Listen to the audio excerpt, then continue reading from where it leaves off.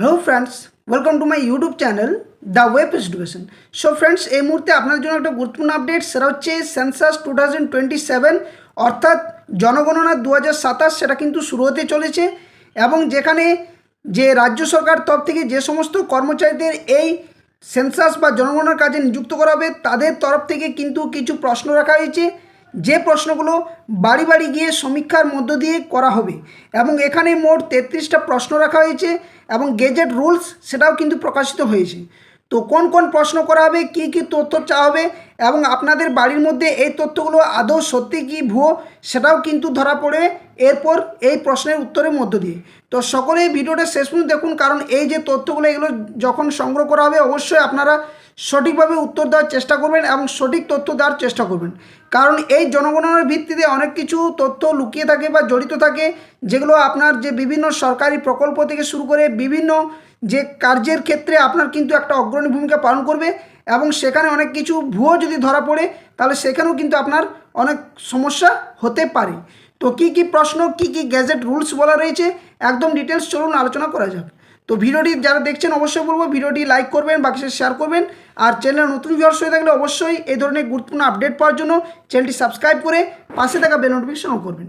তো দেখুন, এই যে গ্যাজেট গভর্নমেন্ট অফ ওয়েস্ট বেঙ্গলের তরফ থেকে এই গ্যাজেটটা প্রকাশ করা হয়েছে গত 10ই জুন, অর্থাৎ গত দুদিন আগেই কিন্তু এই নোটিফিকেশানে দেওয়া হয়েছে, যেখানে যে রুলস রেগুলেশন সমস্ত কিছু বলা রয়েছে। এবং এই সেন্সাস 2027 সেখানে অনেকগুলো প্রশ্ন কিন্তু রাখা হয়েছে। মোট যদি প্রশ্নের সংখ্যা আমি দেখি আপনাদের সামনে যদি তুলে ধরার চেষ্টা করি তাহলে মোট এখানে 3টা রয়েছে এবং পরের পেজে রয়েছে আরও 33টা, অর্থাৎ টোটাল কিন্তু মোট 33টা প্রশ্ন কিন্তু আপনারা এখানে দেখতে পাচ্ছেন। 33টা প্রশ্ন কিন্তু রয়েছে। আর এই প্রশ্নগুলো যে সমস্ত আধিকারিকরা জনগণনার কাজে নিযুক্ত থাকবেন তারা কিন্তু আপনাদের বাড়ি বাড়ি গিয়ে প্রশ্নগুলো করবে এবং তার সঠিক তথ্য সঠিক যাচাই প্রক্রিয়া চলবে। তো এই মুহূর্তে এই যে প্রসেস সেটা কিন্তু এই প্রথম ধাপ চলছে, এরপর আবারও নেক্সট ধাপ রয়েছে, একটার পর একটা কিন্তু ধাপে ধাপে এগুলো এগোবে। তো চলুন কী কী প্রশ্ন রাখা হয়েছে একদম ডিটেলস আলোচনা করা যাক। তো দেখুন, কেন্দ্রীয় সরকারের নির্দেশ দেওয়া হচ্ছে যে সকল জনগণনা আধিকারিক যারা রয়েছেন তাদের নিজ নিজ এলাকায় জনগণনার কাজে থেকে বা তাদের বাড়ি বাড়ি গিয়ে কিন্তু এই নিম্নলিখিত যে তথ্য বা প্রশ্ন সেগুলো কিন্তু সংগ্রহ করবেন। প্রথম যে প্রশ্নটা রাখা হয়েছে সেটা হচ্ছে বিল্ডিং নাম্বার, অর্থাৎ municipal or local authority or census number, যেখানে আপনার বাড়ির অথবা ভবনের যেখানে পৌরসভা বা স্থানীয় কর্তৃপক্ষের নম্বর অথবা জনগণনার নম্বর প্রথমত এই প্রশ্নটা করা হবে। দ্বিতীয়ত প্রশ্ন যেটা করা হবে সেটা হচ্ছে সেন্সাস হাউস নাম্বার, অর্থাৎ জনগণনা অনুযায়ী বাড়ির নাম্বার, কতগুলো বাড়ি হচ্ছে সেই প্রত্যেকটার বাড়ির কিন্তু নাম্বার সংগ্রহ করবেন। এবং যারা দেখছেন তাদেরকে বলবো আপনারাও কিন্তু এই তথ্যগুলো অবশ্যই নিজ কাছে সঠিকভাবে বাড়ির যে শিক্ষিত যিনি ব্যক্তি রয়েছেন তার দ্বারাই কিন্তু উত্তরটা দেওয়ার চেষ্টা করবেন, বা বাড়িতে সেরকম বড় যিনি ব্যক্তি রয়েছেন ওনারাই কিন্তু এই প্রশ্নের উত্তরগুলো দেওয়ার চেষ্টা করবেন, কারণ এর সাথে অনেক কিছু বিষয় জড়িত রয়েছে। 3 নম্বর বলা হচ্ছে predominant material of floor of the census house, অর্থাৎ কি না বাড়ির মেঝে প্রধানত কোন উপাদানে তৈরি, অর্থাৎ পাকা বাড়ি কাঁচা বাড়ির মেঝের উপাদানটা নাকি সিমেন্ট দিয়ে নাকি মাটি দিয়ে, এই সমস্ত তথ্যগুলো কিন্তু প্রশ্ন করবে।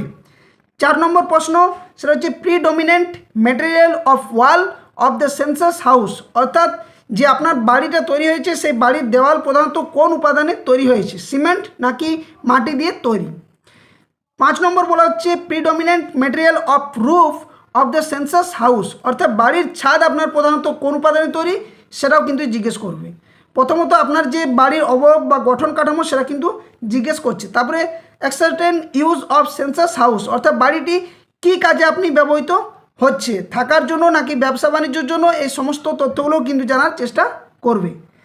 তারপরে 7 নম্বর বলছে condition of the census house, অর্থাৎ বাড়ির অবস্থা কেমন কেমন অবস্থাতে রয়েছে বাড়িটা সেটা। 4 নম্বর হাউস হোল্ড নাম্বার, অর্থাৎ পরিবারের নম্বর কত সেটাও কিন্তু জিজ্ঞেস করবে। 9 নম্বর বলা হচ্ছে total number of persons normally residing in the house hold, অর্থাৎ পরিবারের মধ্যে যে বাড়িতে থাকছেন সেই পরিবার সাধারণত কতজন সদস্য বসবাস করেন ওই বাড়ির মধ্যে। 10 নম্বর হচ্ছে name of the head of the house hold, অর্থাৎ পরিবারের যিনি প্রধান ওনার নামও কিন্তু জিজ্ঞেস করবে, অর্থাৎ কে বাবা মা দাদু ঠাকুমা যারা রয়েছেন এই তথ্যটা কিন্তু জিজ্ঞেস করবে। 11 নম্বর কি বলা হচ্ছে না 11 নম্বর বলা হচ্ছে sex of the head of the house hold, অর্থাৎ পরিবার যিনি প্রধান রয়েছেন ওনার লিঙ্গ কি পুরুষ নাকি মহিলা সেটাও কিন্তু জিজ্ঞেস করবে।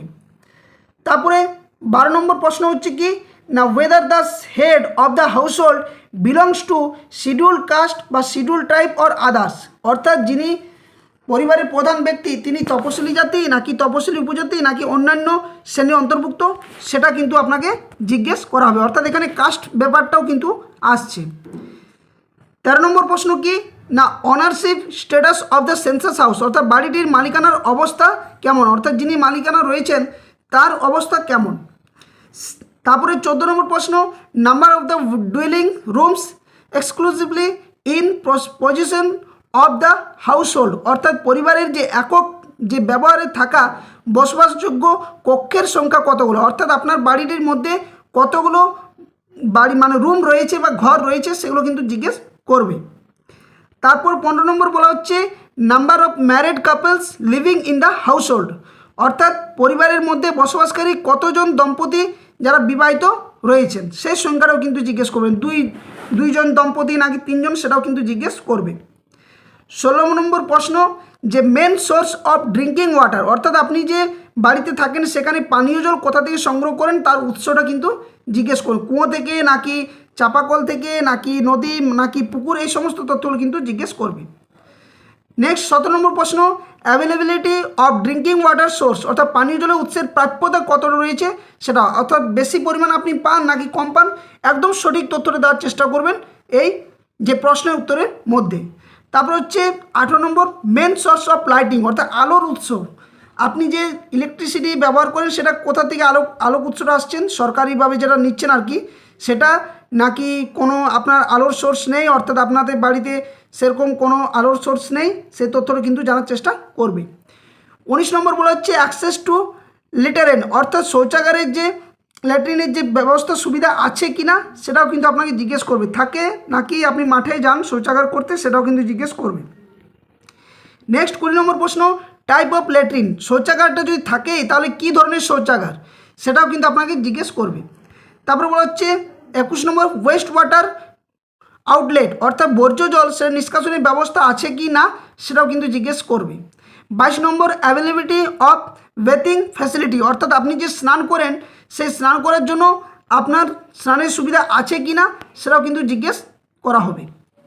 23 নম্বর প্রশ্ন availability of kitchen and LPG PNG connection, অর্থাৎ রান্নাঘর সেখানে আপনি এলপিজি বা পিএনজি গ্যাস সংযোগ আছে কি না বা আপনি কাঠের দ্বারা রান্না করেন নাকি সেটাও কিন্তু জিজ্ঞেস করা হবে। 24 নম্বর প্রশ্ন main fuel used for cooking, অর্থাৎ রান্নার প্রধান জ্বালানি কি গ্যাস নাকি কাঠের দ্বারা, এই সমস্ত তথ্যগুলো নাকি কয়লা, এই সমস্ত তথ্যগুলো কিন্তু জিজ্ঞেস করা হবে। তারপরে 25 নম্বর হচ্ছে রেডিও এবং ট্রানজিস্টর, তো এখানে বলা হচ্ছে রেডিও এবং ট্রানজিস্টর আছে কি না সেটাও কিন্তু জিজ্ঞেস করা হবে। তারপরে 26 নম্বর টেলিভিশন, অর্থাৎ আপনাদের বাড়িতে টেলিভিশন টিভি আছে কি না। Next 27 number access to internet, অর্থাৎ ইন্টারনেট ব্যবহারের সুবিধা আছে কি না সেটা জিজ্ঞাসা করা হবে। নেক্সট 28 নম্বর ল্যাপটপ বা কম্পিউটার যদি থাকে তাহলে সেটা আছে কি না সেটাও জিজ্ঞেস করবে। 29 নম্বর প্রশ্ন টেলিফোন মোবাইল ফোন বা স্মার্টফোন এই সমস্ত আছে কি না সেটাও কিন্তু জিজ্ঞেস, তো অর্থাৎ সাধারণত প্রশ্নগুলো বেসিক্যালি প্রশ্ন এবং সঠিক উত্তর দেওয়ার চেষ্টা করবেন। 30 নম্বর বাইসাইকেল স্কুটার মোটরসাইকেল বা মোপেড আছে কি না এই তথ্যটা জানা হবে। 31 নম্বর কার জিপ ভ্যান এই সমস্ত কোনো যে ইয়েগুলো যাতায়াতের ব্যবস্থার জন্য বা আপনার বাড়িতে এইগুলো আছে কি না সেটাও জিজ্ঞেস করা হবে। তারপরে 32 নম্বর প্রশ্ন মেন যে খাদ্য সংগ্রহ করছেন, অর্থাৎ আপনি যে বাড়িতে খাবার খান পরিবারের প্রধান খাদ্যশস্য সেগুলো কী কী রয়েছে, তো কোন কনজিউমগুলো রয়েছে সেগুলো হচ্ছে পরিবারের প্রধান খাদ্যশস্যের মধ্যে চাল গম ইত্যাদি, এগুলো কী রয়েছে কী ধরনের সেটা। এবং 33 নম্বর প্রশ্ন mobile number for the census related communication only, অর্থাৎ শেষের যে প্রশ্ন সেটা সত্যি গুরুত্বপূর্ণ, যে শুধুমাত্র জনগণনা সংক্রান্ত যোগাযোগের জন্য আপনার যে ভ্যালিড মোবাইল নাম্বার সেটা কিন্তু আপনাকে চাওয়া হবে এবং সেটাও কিন্তু নোট করে রাখা হবে। তো প্রত্যেকটা বাড়ি বাড়ি যাবে, বাড়ি বাড়ি গিয়ে যে সেন্সাসের আধিকারিকরা রয়েছেন যারা সেন্সাস বা জনগণনা করবেন তারা কিন্তু সমস্ত তথ্যগুলো এক এক করে সংগ্রহ করবে এবং সঠিক তথ্য যাচাই করার চেষ্টা করবে। অবশ্যই আপনারাও তাদের সাথে কমিউনিকেশন ভালো রাখবেন এবং সঠিক তথ্যগুলো দেওয়ার চেষ্টা করবেন। এক্ষেত্রে আপনি যেমন সংকটে কম পড়বেন উনিও কিন্তু সেই সোর্সগুলো তথ্যগুলো আধিকারিকরা সংগ্রহ করে সেগুলো কিন্তু মেন যে ডাটা কালেকশনের মধ্য দিয়ে অফিসে পাঠানোর চেষ্টা করবে। তো অবশ্যই কেউ কিন্তু ভুয়ো তথ্য দেওয়ার চেষ্টা করবেন না, সঠিক তথ্য দেবেন। কারণ অনেক কিছু দেখতেই পাচ্ছেন সম্প্রতি যে অন্নপূর্ণা ভাণ্ডার ফর্ম ফিল আপ করাচ্ছে, সেখানেও কিন্তু যে তথ্যগুলো দেওয়া হচ্ছে সেগুলো কিন্তু আপনার অবশ্যই অফিসিয়াল যে ওয়েবসাইট বা পোর্টালে কিন্তু সেগুলো লগ ইন থাকছে, আপনার সমস্ত তথ্য অথেন্টিক থাকছে। এবং বিভিন্ন জায়গায় যদি এটা মিসম্যাচ হয় তাহলে কিন্তু আপনি নিজের সমস্যাতে পড়বেন এবং আপনার বাড়ির পরিবারের বাকি সদস্যরাও সমস্যাতে পড়বেন। তো যিনি এই উত্তরগুলো দেবেন, যিনি আসবেন ওনাকে কিন্তু সঠিক তথ্যগুলো আপনারা দেওয়ার চেষ্টা করবেন। সেখানে আপনার বাড়ির কন্ডিশন থেকে শুরু করে আপনার যে বিভিন্ন যে পয় প্রণালী ব্যবস্থা সমূহ বা জলের সোর্স বা রান্নার যে উপাদানগুলো বা বাড়িতে কতজন দম্পতি রয়েছেন, কতজন ফ্যামিলি মেম্বার রয়েছেন, কি ধরনের বাড়ি, যোগাযোগ ব্যবস্থার জন্য কেমন কি রয়েছে, বা কি কি আপনার বাড়িতে স্কুটার, মোটরসাইকেল বা কোনো 4 চাকা গাড়ি রয়েছে কি রয়েছে না, এগুলোও কিন্তু তথ্যগুলো জানার চেষ্টা করবেন। তো সঠিক তথ্যগুলো দিয়ে সাহায্য করার চেষ্টা করুন। তো এই ছিল সম্পূর্ণ আপডেট। এই প্রসেসটা কিন্তু খুব দ্রুত শুরু হচ্ছে এবং তারপর আরও জনগণনার যে বাকি যে প্রসেস একটার পর একটা হবে। এরপর প্রশ্ন থাকছে যে কারা এই কাজে নিযুক্ত থাকবেন। তো দেখুন, সাধারণত লোকালিটি যারা থাকেন বা সাধারণত শিক্ষক শিক্ষিকারা এই কাজের সাথে যুক্ত থাকেন। এবারে যেহেতু বিএলওদের এই দায়িত্ব আদৌ দেওয়া হবে কি হবে না, যেহেতু এসআইআর সম্প্রতি পার হয়েছে, তো সেটা নিয়ে কিন্তু এখনও পর্যন্ত তথ্য আসেনি, অফিসিয়াল নোটিফিকেশনও কোনো কিছু দেওয়া হয়নি। শুধুমাত্র গ্যাজেটের মধ্যে যে প্রশ্নগুলো করা হবে সেই প্রশ্নের উত্তরের গ্যাজেটের ভিত্তি সেটা কিন্তু উপস্থাপন করা হয়েছে সরকারের তরফ থেকে, এই গ্যাজেট কলকাতা যে গ্যাজেট নোটিফিকেশন তার ভিত্তিতে। তো এই ছিল সম্পূর্ণ আপডেট। যদি ভিডিওটি ভালো লাগে থাকে অবশ্যই ভিডিওটি লাইক করবেন, শেয়ার করবেন, আর চ্যানেল নতুন হয়ে থাকলে এই ধরনের গুরুত্বপূর্ণ আপডেট পাওয়ার জন্য অবশ্যই চ্যানেলটি সাবস্ক্রাইব করে পাশে থাকা বেল নোটিফিকেশন করবেন। ধন্যবাদ, জয় হিন্দ। আবার কোনো একটা নতুন আপডেট নিয়ে আপনার সামনে হাজির হচ্ছি, ততক্ষণের জন্য সকলে সুস্থ থাকুন, ভালো থাকুন।